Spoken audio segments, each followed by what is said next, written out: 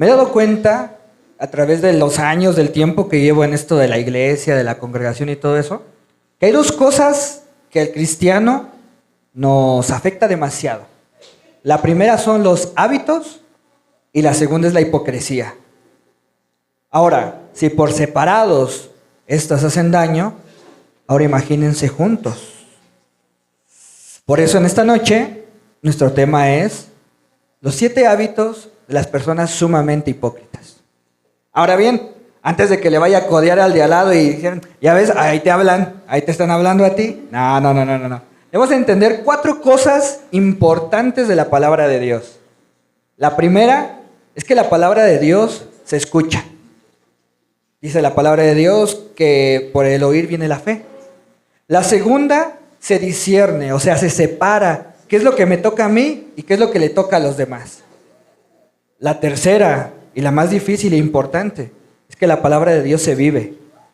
Y la cuarta es que la palabra de Dios se predica.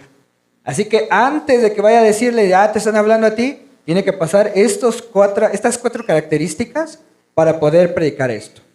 Ahora bien, el propósito de este mensaje no es acusarlos, no es señalarlos con el dedo, ni mucho menos. Es que nosotros, a través del Espíritu Santo, podamos discernir cuáles hábitos tenemos. Recordemos que para los que no sepan y los que no saben, pues les voy a decir ahorita, el 7 en la Biblia representa el número de perfección. Por lo cual, si usted dice, bueno, yo tengo las 7 características, pero si por el contrario dice, no tengo ninguna de esas 7, déjeme decirle que usted es un perfecto hipócrita. Así que iniciamos fuerte en esta noche, porque la palabra de Dios tenemos que predicarla firmemente, pero, como se los digo, no es con la intención de lastimar ni ofender a nadie. Ahora bien, antes de entrar al tema como tal, debemos entender qué es hipocresía y qué es un hábito. Muy bien, pues hipocresía lo podemos ver ahí en la pantalla, que es la acción de fingir una cualidad o un sentimiento que no se tiene. Yo creo que muchos de nosotros caemos en eso. Yo creo que muchos de nosotros le damos la sonrisa aquí al jefe, ¿no? Buenos días, jefe, ojalá se muera, ¿no? No, eso regularmente lo hacemos. Pero les digo, no está mal, tenemos que entenderlo. Ahora bien, el hábito, ¿qué es un hábito? Bueno, el hábito es un modo especial de proceder o conducirse adquirido por repetición de actos iguales o semejantes, originando por tendencias instintivas. O sea, es algo que hago regularmente, consciente, y ahora lo más peligroso es que también lo hago inconscientemente. Puede ser algo como una muletilla, puede ser algo como una mueca, o puede ser mucho tipo de esas cosas que regularmente hago con repetición, o actitudes, ¿no? Muchas veces no nos damos cuenta hasta que, bueno, se los menciono rápidamente. Sí, los que saben, pues hacemos un podcast, ¿no? El pastor y yo. Y yo no me había dado cuenta los gestos de desagrado que a veces yo hago. Para mí, yo todo el tiempo estaba así. Sí, concuerdo. Y ya viéndome ahí, veía que yo hacía el... Entonces, esas son las cosas que podemos ver aquí. Ahora bien, ¿dónde viene esto? Pues bueno, vamos a Mateo. ¿Quién trajo Biblia? Eso, amén. Bueno, vamos a Mateo 23. Mateo 23. Y ahí podemos ver una historia muy importante, donde el Señor Jesucristo empieza a confrontar a los escribas y fariseos de su época. ¿Cuántos saben quién eran los escribas y quiénes eran los fariseos? Levante la mano. Amén. ¿Uno? ¿Quién más sabe quién era un fariseo? Bueno, eran las personas que atendían el templo, eran las personas que predicaban la ley, eran las personas que interpretaban la ley en esa época, lo que comúnmente se le llama Torá.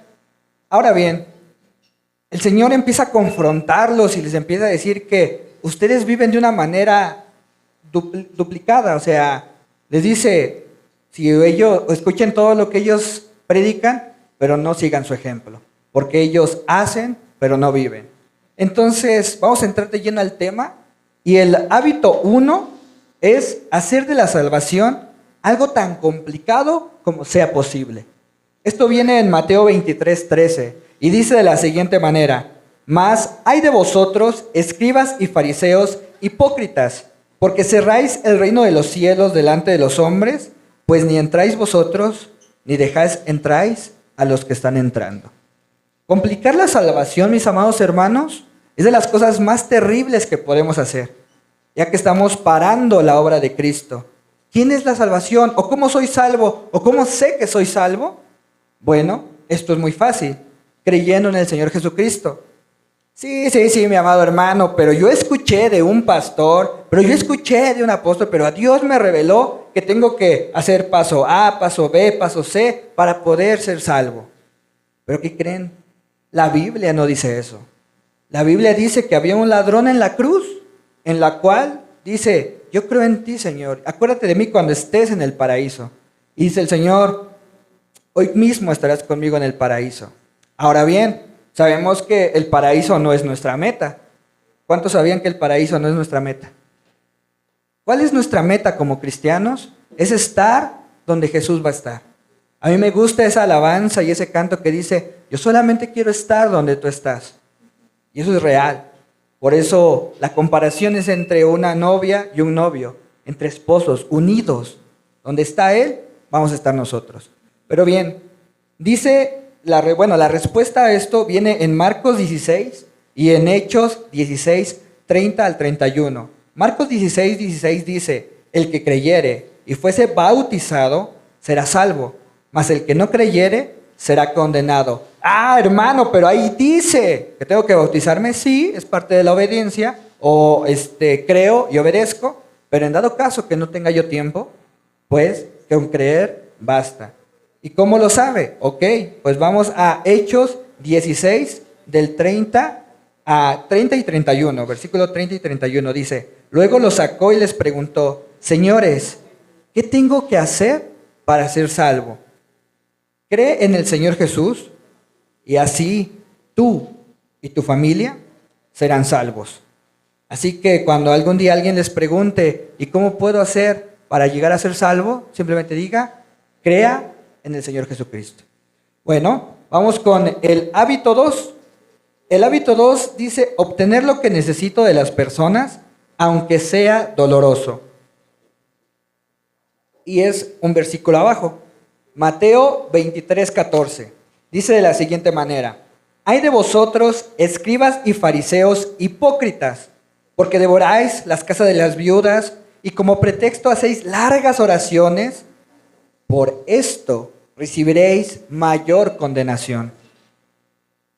El poner nuestros intereses por encima de la obra de Cristo es de las cosas más perjudiciales que podemos hacer, porque denotamos nuestro egoísmo y denotamos lo que en nuestro corazón está. Ahora bien, ¿qué es hacer esto hoy en la actualidad? Bueno, se puede manifestar de 3 formas. La primera es la económica, la segunda es la anímica y la tercera es la espiritual. ¿Cómo puedo yo aprovecharme de algo económicamente? Bueno, ya sea dentro o fuera de la iglesia, yo pido prestado, yo pido una ayuda, yo pido que me den ahí algo por debajo de todo el agua, con la intención de no pagar, con la intención de decir, ¿sabes qué? Yo, que la deuda la pague Dios, ¿no? Porque, pues, Dios provee, ¿no? No, si lo hacemos con una intención egoísta y errónea, eso no cuenta. De una manera anímica, es que me aprovecho de la ayuda de los demás. Ay, hermanito, ¿me puede ayudar a esto? Ay, hermanito, ¿me puede ayudar a aquello? Pero cuando a nosotros nos toca devolver el favor, híjole, ¿qué crees que tengo trabajo? Híjole, ¿qué crees que tengo algo que hacer? No. Y por último, espiritual. Me aprovecho de la amistad y del cariño de mis líderes, ya sea un pastor, ya sea un diácono, ya sea alguien, para poder escalar a un lugar donde yo quiero estar, pero no donde Dios me ha puesto. Entonces, ese es el segundo hábito. Hábito 3, zafarse de alguna promesa que no se quiere cumplir. Mateo 23, del 16 al 22, dice de la siguiente manera, hay de vosotros, guías ciegos, que decís, si alguno jura por el templo, no es nada, pero si alguno jura por el oro del templo, es deudor. Insensatos y ciegos, porque ¿cuál es mayor, el oro o el templo que santifica el oro? También decís, si alguno jura por el altar, no es nada, pero si alguno jura por la ofrenda que está sobre él, es deudor. Necios y ciegos, porque ¿cuál es mayor, la ofrenda o el altar que santifica la ofrenda? Pues el que jura por el altar, jura por él y por todo lo que está sobre él. Y el que jura por el templo, jura por él y por el que lo habita, o sea, Dios. Y el que jura por el cielo, jura por el trono de Dios y por aquel que está sentado en él. Prometer algo, ya sea a Dios o a nuestra familia, y no cumplirlo, es de las cosas más terribles que podemos hacer. ¿Por qué? Porque si nosotros le prometemos algo a Dios, es que se supone que debemos tener una manifestación del Espíritu Santo. ¿Sabes qué, Señor? Voy a leer hoy mi palabra. ¿Sabes qué, Señor? Yo voy a ayudar al prójimo. ¿Sabes qué, Señor? Yo voy a ayudar a que me necesita, pero a la mera hora no hago nada de eso. Y peor aún, si lo hago con mi familia, qué terrible es tener un hijo y decirle, ¿sabes qué, hijo? El viernes en la tarde te voy a llevar a jugar, te voy a llevar al parque. Que lleguen las 5, 5:05, 5:06, 5:30, 6 de la tarde. Ese niño se le va a destrozar su corazón y va a decir, entonces, estas promesas son falsas. Y ahora, peor si somos cristianos, va a decir, entonces el Dios que profesan mis padres es un Dios falso. Si ellos no lo aprenden, eso es lo que me demuestran a mí. Hábito 4. Dar demasiada importancia a las cosas pequeñas y pasar por alto los asuntos de importancia crítica. Mateo 23, del 23 al 24, dice de la siguiente manera: hay de vosotros, escribas y fariseos hipócritas, porque diezmáis la menta y el eneldo y el comino, y dejáis lo más importante de la ley, la justicia, la misericordia y la fe. Esto era necesario hacer sin dejar de hacer aquello. Guías ciegos que coláis el mosquito y tragáis el camello. Y así como yo la primera vez que lo leí no entendí nada. Pero tiene una explicación. En la época, hasta hoy en día lo hacen los judíos, se da el diezmo. Y muchos diezmaban en especia, como era la menta, el eneldo y el comino. Pero, ¿qué creen? La persona no podía decir, este es mi 10% y ya. Porque podía mentir o podía dar poco o dar de más. Entonces lo que hacían era que llevaban su producto completo, no sé, unas 4 o 5 costales, y los fariseos y escribas lo pesaban. Entonces ya una vez pesado, sacaban ese 10%. Ahí sí se esforzaban. Ahí sí era cuestión de cargar y todo eso. Y dice el Señor, no era necesario que dejaran de diezmar ni que dejaran de hacer eso, pero era necesario que pusieran la mirada en la justicia, misericordia y fe. Y por último dice, guías ciegos que coláis el mosquito y tragáis el camello. Recordemos que ellos eran muy partidarios de la ley. En Levítico 11 dice que el mosquito, los insectos voladores de 4 patas, son inmundos. Entonces ellos lo que hacían era que el agua o el vino que tomaban lo colaban con una tela especial para no tragarse eso. Y lo que les dice el Señor básicamente es, están colando un mosquito, pero tragan algo más grande. Y eso no significa que comieran camello, ¿verdad?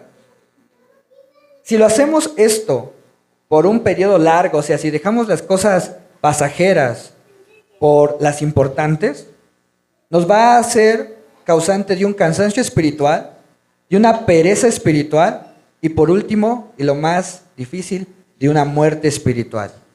¿Cómo evito esto? Bueno, seamos justos con todo, seamos misericordiosos con los demás y pongamos la fe en nuestro Señor Jesucristo y no en los hombres. ¿Qué es la justicia, la misericordia y la fe? Bueno, son definiciones muy básicas que lo podemos encontrar incluso en un diccionario común. La justicia es la constante y firme voluntad de dar a Dios y al prójimo lo que es debido. O sea, doy por igual. Misericordia es la virtud de perdonar los pecados y las miserias de los demás. ¿Y la fe? La fe lo dice Hebreos 11:1. La fe muestra la realidad de lo que esperamos, es la evidencia de las cosas que no podemos ver. Hábito 5. Mostrar pereza en los asuntos del corazón. Mateo 23, del 25 al 26. Y dice de la siguiente manera: hay de vosotros, escribas y fariseos hipócritas, porque limpiáis lo de afuera del vaso y del plato, pero por dentro estáis llenos de robo y de injusticia. Fariseo ciego, limpia primero lo de adentro del vaso y del plato para que también lo de afuera sea limpio. Esto es importantísimo, limpiarnos primero por dentro y después por fuera.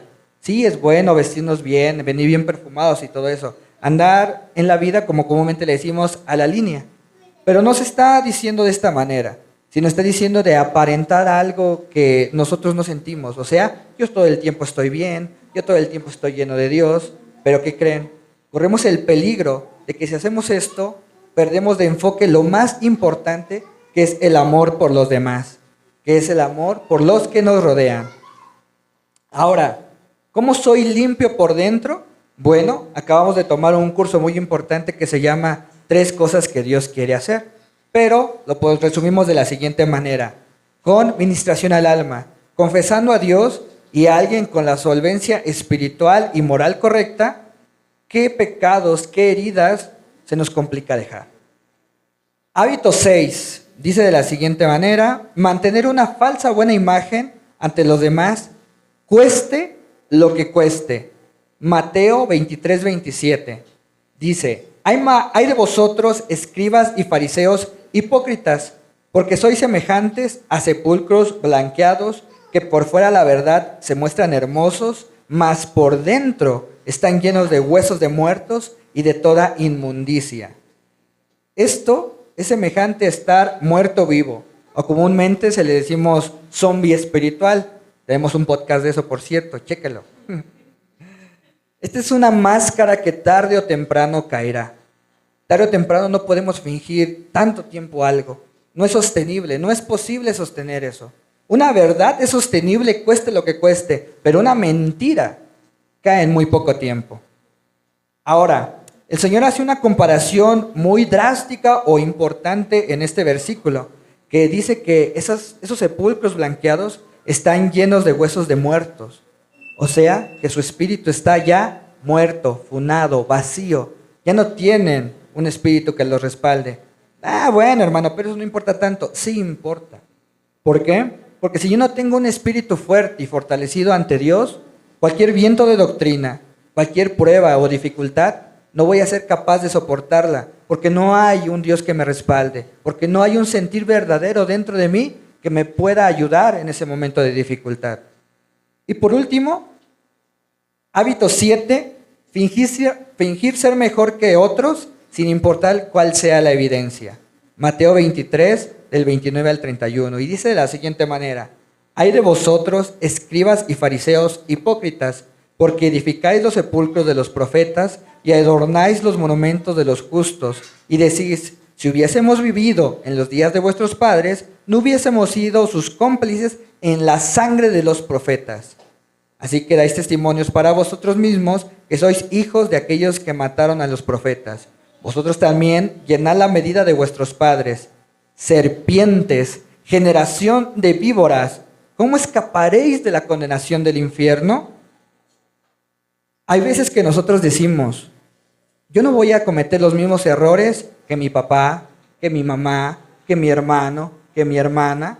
Yo no, y en una cuestión más eclesiástica, yo no voy a cometer los errores de mi diácono, de mi líder, de mi pastor, de mi maestro, de mi apóstol. Yo puedo hacerlo mejor. Ok, si lo hacemos con un sentido de prevención, está bien. Pero si lo hacemos con un sentido de orgullo y de soberbia, créanme que esto no nos va a ayudar en nada. Así que yo les aconsejo que en lugar de ser buenos jueces, mejor seamos buenos alumnos, que podamos aprender de los errores de los demás, ya que no sabemos qué pudo orillar a esas personas a cometer tales errores.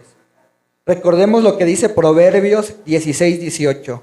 Delante de la destrucción va el orgullo, y delante de la caída, la altivez de espíritu. Ahora, para terminar el tema, ¿cuál es el propósito de este tema? Se los decía al principio. Hoy en día vemos una inconsistencia importante en la vida de todos nosotros. Los que tenemos salud, no tenemos dinero. Los que tenemos dinero, no tenemos buena convivencia familiar. Los que tenemos buena convivencia familiar, no tenemos salud. Y así se va revolviendo.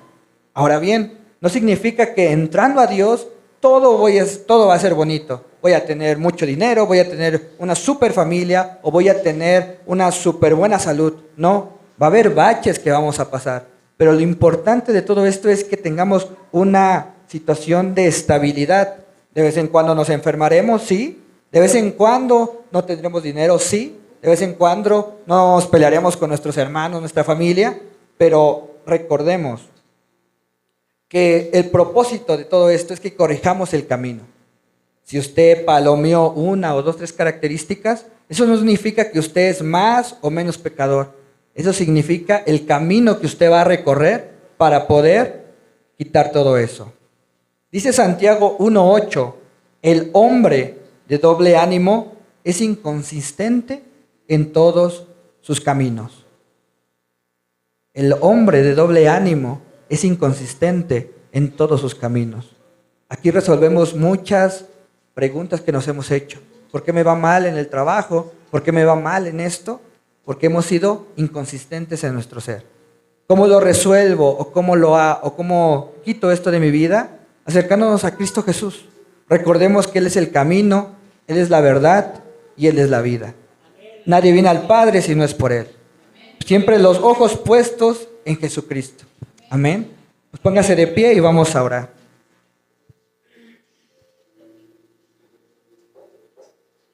Padre, te doy gracias en esta noche. Te doy gracias, Padre bendito, porque has tocado el corazón de tus hijos. Porque, Señor, yo sé que esta palabra les hará bien, sea corto o largo plazo. Ayúdalos, ministralos, llénalos de fe.